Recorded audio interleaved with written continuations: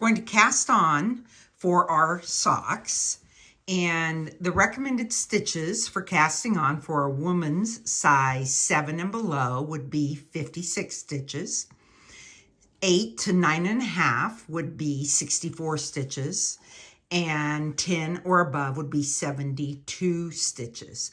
One of the things when we cast on is we want to keep our cuff stretchy so that when we pull it on over our foot, we won't have to fight that. This is a 2x2 rib. You can also see that this sock is a striped sock. And so I have the remaining yarn here, and I am in a place where it would match. So some people would like things to match their stripes. So I know that if I start with this light pink, then the next color is the brown color. One of the things that you'll want to do when you're casting on to your Chow Goo needle, we like the Chow Goo needles because of the cord for doing our magic loop. This cord is hands down the industry's best. You can do a magic loop on a different needle, but you will fight it. So we always recommend that you use a Chow Goo. We start with a size 0, and then we will check your gauge. You can watch our YouTube video on gauge, sock gauge, for recommendations on that. But you hold both your needles together, and then you simply do a long tail cast on. I'm casting on for 64 stitches. So you'll continue on.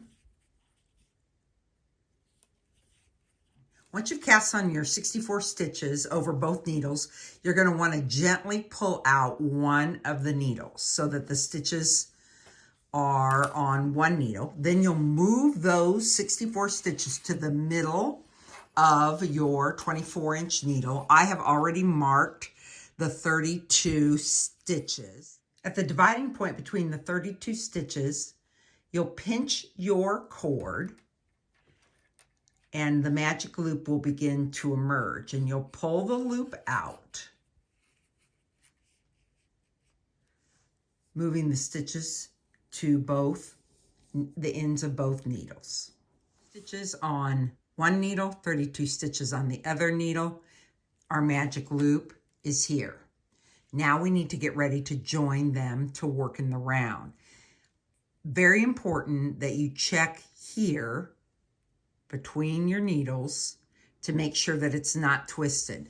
You'll find that the cast on, they're kind of little butts. The cast on, I like to have them kind of go into the middle of the circle, so to speak. Now we're going to join this to work in the round. So I pinch them down, point them down, and then I pinch the needles together. Now we're going to trade places. So we're going to bring this stitch to this needle and this stitch to the back needle. I put my index finger in between to make it a little bit simpler. Carefully push it as close to the edge, and then you'll take that first stitch, and this is your first cast on stitch. It's tighter, so I move that one first, and I bring it over to that needle. Then this one is our last cast on stitch, and it's got the tail still attached, so it has a little bit of flexibility.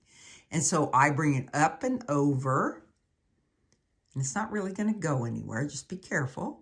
Put it onto the back stitch, and then you want to give them both a really gentle tug, and now you are joined to work in the round. I would check one more time to make sure that everything looks like it is not twisted, and you'll be set and ready to work your magic loop.